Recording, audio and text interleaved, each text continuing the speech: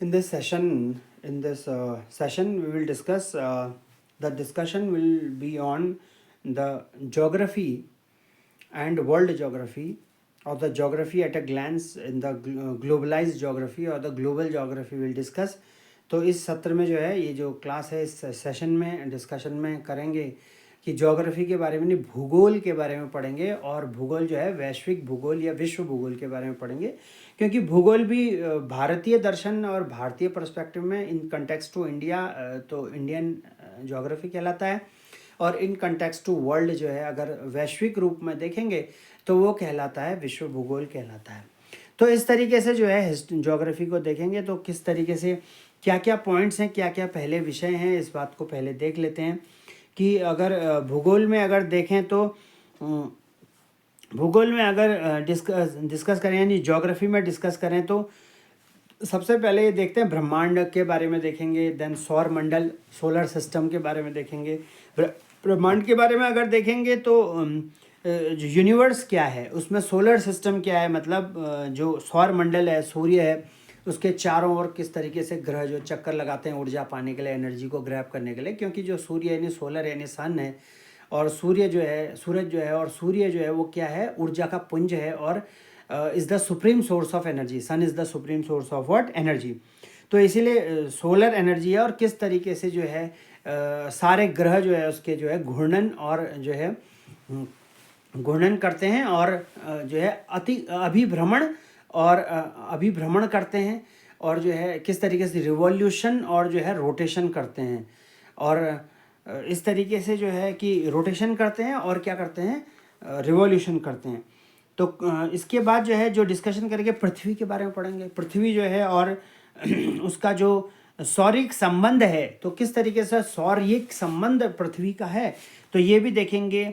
और इसके बाद जो है डिस्कशन में यही भूगोल में पढ़ेंगे कि भूगोल में ये भी देखेंगे पृथ्वी की संरचना क्या है, किस तरीके से पृथ्वी बनी है, किस तरीके से गठित है, पृथ्वी का गठन क्या, कॉन्स्टिट्यूशन कंपोजिशन क्या है, कि स्थल मंडल चट्टान है, और जलवायु ज्वालामुखी है, भूकंप है, पर्वत है, पठार है, मैदान है, वन है, भिन्न भिन्न कारक और निर्मित स्थलाकृतियाँ हैं।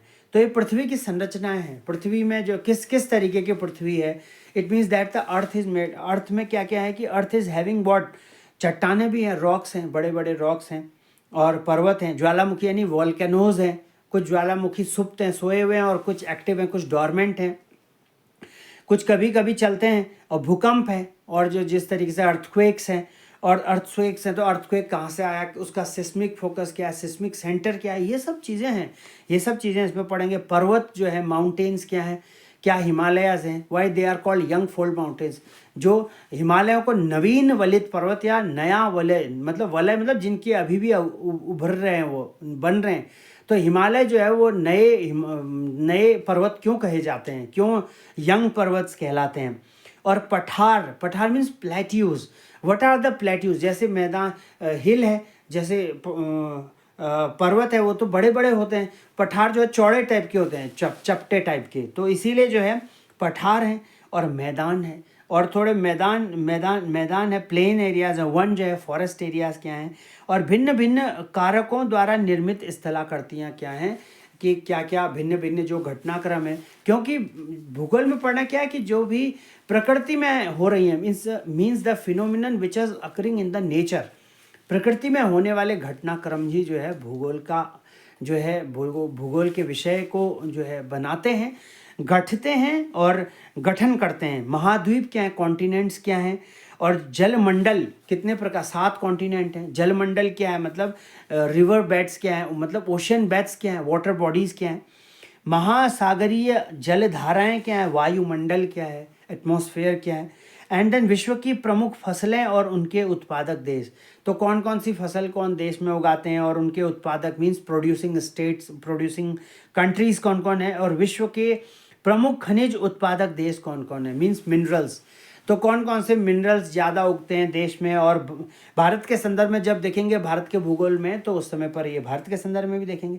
विश्व की प्रमुख वनस्पतियाँ कौन है, ये भी देखेंगे। विश्व की प्रमुख जनजातियाँ और शेड्यूल्ड ट्राइब्स वगैरह देखेंगे। विश्व के प्रमुख भौगोलिक उपनाम, विश्व के प्रमुख स्थान, और विश्व की प्रमुख भौगोलिक खोजें, विश्व के विनिर्माण उद्योग और विश्व के महासागर।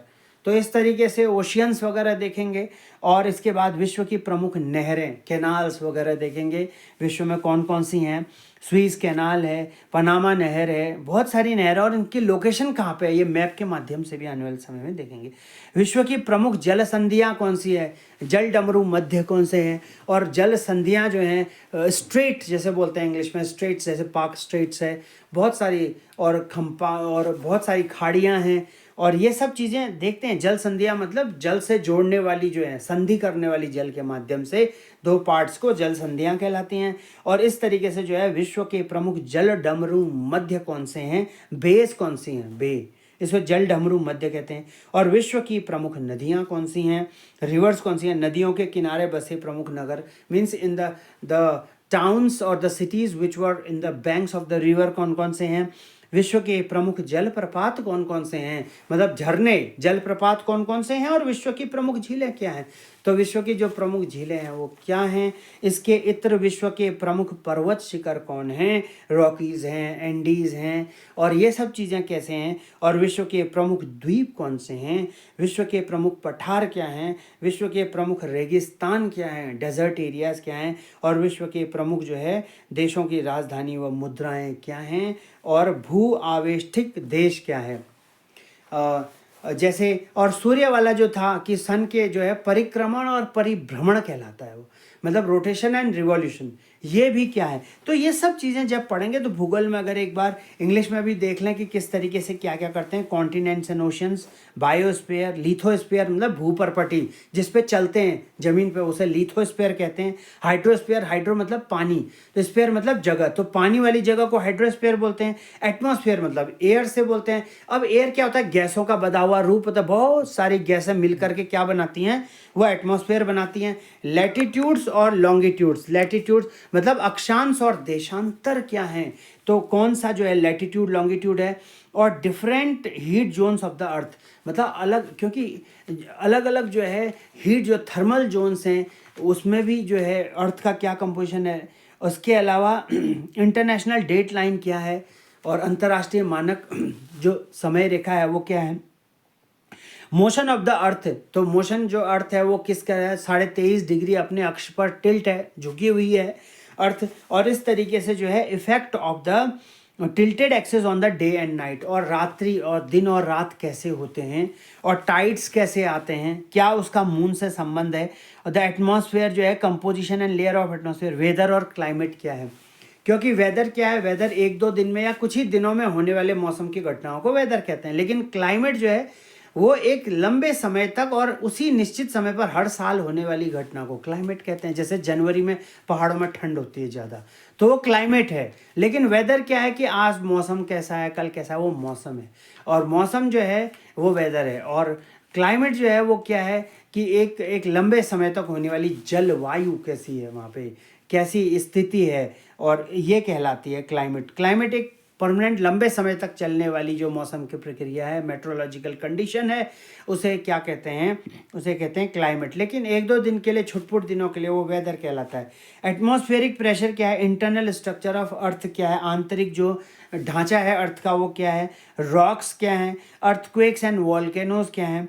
इसके अलावा various landforms, mountains, plateaus, plains, grasslands, चरने वाली चारागाह भूमि जानवरों के लिए वो क्या है।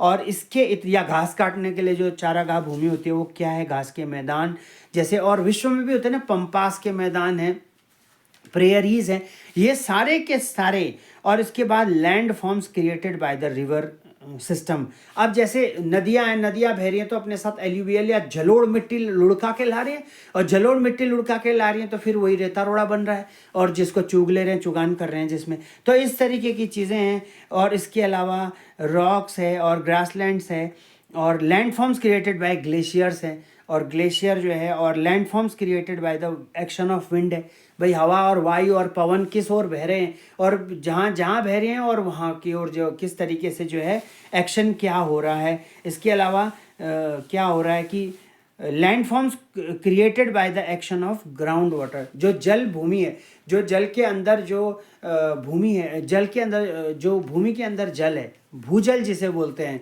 ग्राउंड वाटर, तो पानी आता है तो पानी धरती उसे सोख लेती है, सोख लेती है तो ज़मीन में डाल और जड़ों में गहराई में डालती है।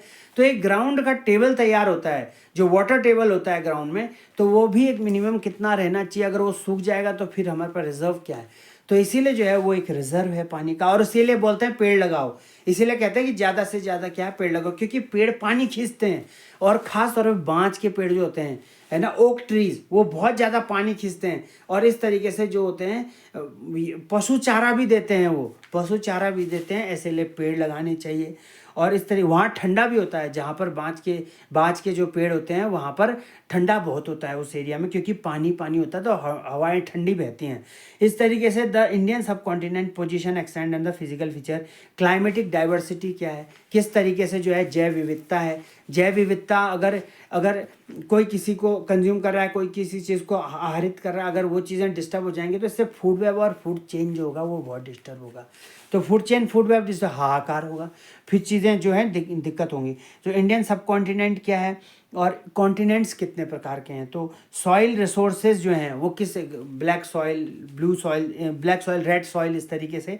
एग्रीकल्चर इन इंडिया क्या है, और इसके बाद agriculture in India and land use patterns in India. चकबंदी क्या है, लैंड होल्डिंग्स क्या है, और लैंड सीलिंग क्या है। लैंड होल्डिंग मतलब कितना ज़्यादा एक कोई भी व्यक्ति कितना ज़्यादा ज़मीन अपने पास रख सकता है, ज़्यादा से ज़्यादा, वो लैंड होल्डिंग है। और लैंड सीलिंग मतलब एक ही जगह पर ला करके बांध दो, बंदी कर दो, मतलब चकबंदी, मतलब किसकी चकबंदी, मतलब ज़मीन की जो है बंदी कर दो। जैसे पहाड़ों में होता है, सीढ़ीनुमा खेत होते हैं, सीढ़ीनुमा खेत होते हैं जगह जगह पर होते हैं, उनको एक जगह पर ला करके चकबंदी कर दो।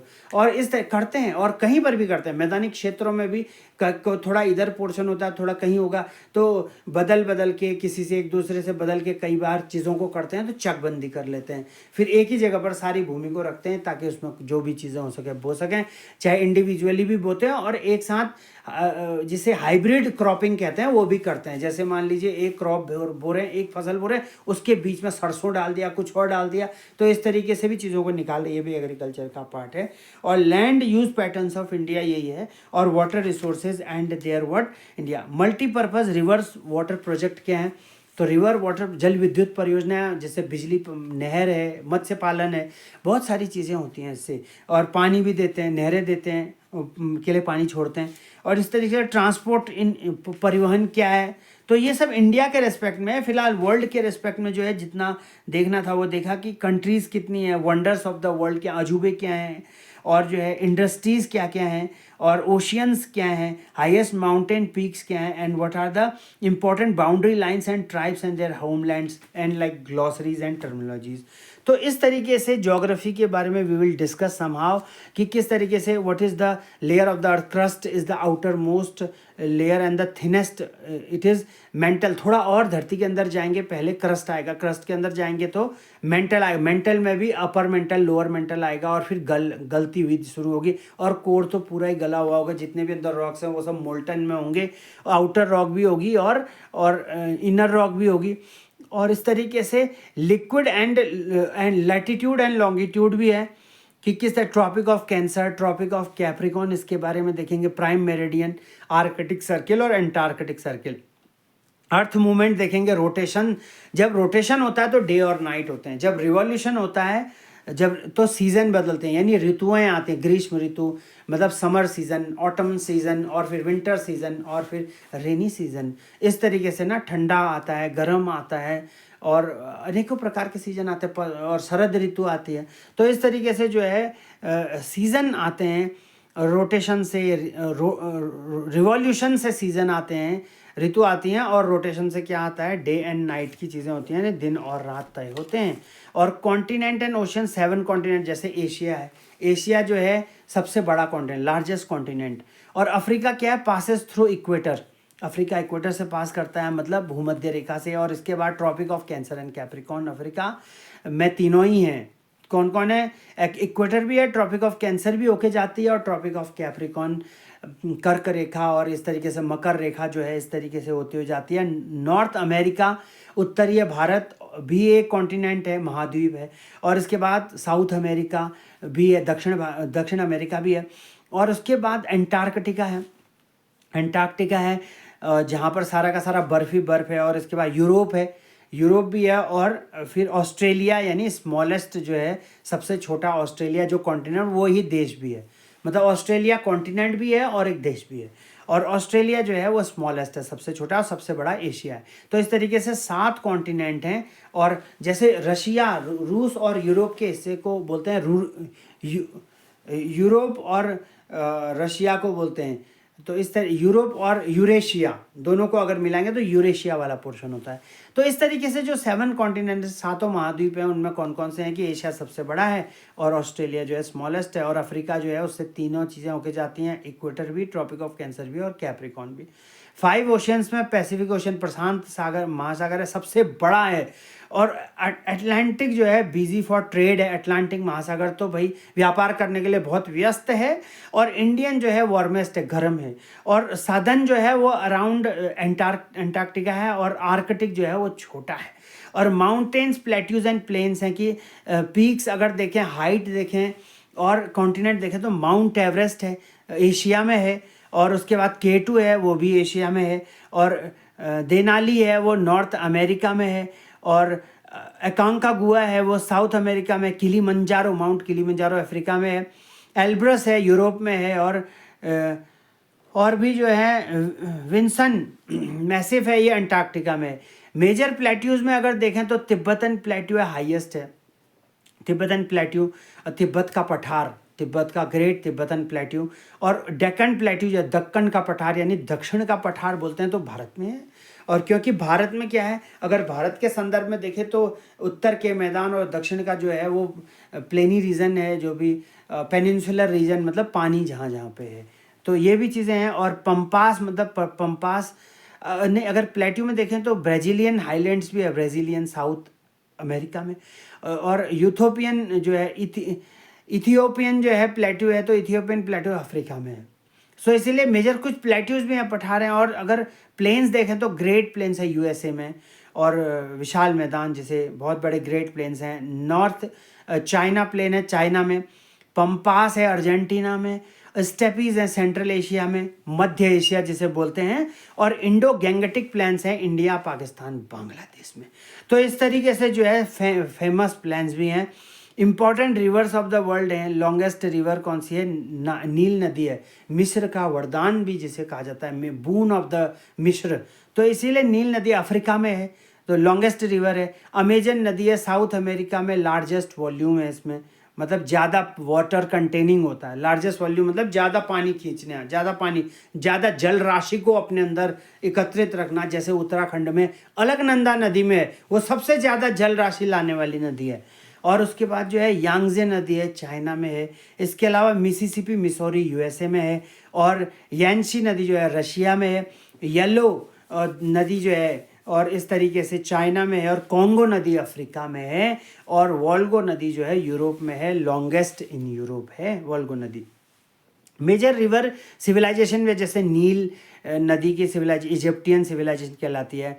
टिग्रिस, यूफ्रेट्स या मेसोपोटामिया, जैसे इराक कहते हैं, मेसोपोटामिया की सभ्यता बहुत पुरानी सभ्यता है, प्राचीन सभ्यता है। और इसके अलावा इंडस सिविलाइजेशन, सैंधव सभ्यता जिसे बोलते हैं, ब्रॉन्ज एज सिविलाइजेशन, क्योंकि उस समय पर तांबा या कांस्य युगीन सभ्यता की जो है हो गई थी शुरुआत, तो कांसा था, तो इसीलिए जो है हड़प्पन सिविलाइजेशन भी बोलते हैं इसे। और हड़प्पा, मोहनजोदड़ो की सभ्यता भी बोलते हैं। और जो है हुएंगी जो है चाइनीज़ सिविलाइजेशन है, चाइना की भी सिविलाइजेशन बहुत पुरानी सिविलाइजेशन और एग्जिस्ट करती थी। सो डेजर्ट्स ऑफ द वर्ल्ड में देखें तो सहारा डेजर्ट अफ्रीका में है, गोबी डेजर्ट एशिया में है, एटाकामा डेजर्ट जो है साउथ अमेरिका में है, और अरेबियन डेजर्ट जो है वो मिडिल ईस्ट में है, कालाहारी डेजर्ट अफ्रीका में है, ग्रेट विक्टोरिया डेजर्ट जो है वो ऑस्ट्रेलिया में है।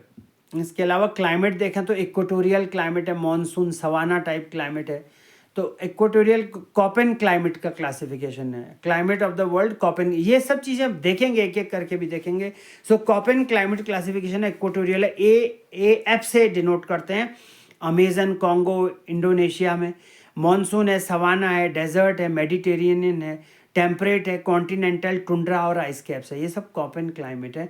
इसके बाद इक्वेटोरियल फॉरेस्ट है, evergreen forest, dense savanna, grasslands, steppe, taiga, tundra. Important islands हैं Greenland, New Guinea, Borneo, Madagascar, Baffin islands. जैसे आर्किपेलागो क्या होता है? आर्किपेलागो कई सारे द्वीपों का समूह होते हैं, ग्रुप्स ऑफ आइलैंड्स को आर्चिपेलागो भी बोलते हैं। सो लार्जेस्ट आर्किपेलागोज हैं Indonesia, Philippines, Japan, like this. Important straits हैं जिब्राल्टर अटलांटिक और मेडिटेरेनियन है, मलक्का है इंडियन ओशन और पैसिफिक के बीच में, और बेरिंग है रशिया यूएसए के बीच में, और बॉस्पोरस है लाइक ब्लैक सी और सी ऑफ व्हाट मैमरा के बारे। So world geography base map base भी है, चाइना कहाँ है, इंडिया कहाँ है, हाईएस्ट पॉपुलेशन में है ये सबसे, China, India, USA, Indonesia, Pakistan, इनमें ज़्यादा पॉपुलेशन है। और लार्जेस्ट कंट्रीज़ बाई एरिया हैं Russia, Canada, USA, China, Brazil. अगर लैंडलॉक्ड कंट्रीज़ देखा जाए चारों तरफ से जल से घिरी हुई, तो वो है कि Afghanistan, Nepal, Bhutan, Paraguay, Switzerland. Ocean देखा जाए तो गल्फ स्ट्रीम, वार्म करंट्स और कोल्ड करंट्स भी हैं, लोकल विंड्स भी हैं, इंपॉर्टेंट नेचुरल फिनोमिनन्स हैं, रीजनल ज्योग्राफी भी है हर एक जगह की।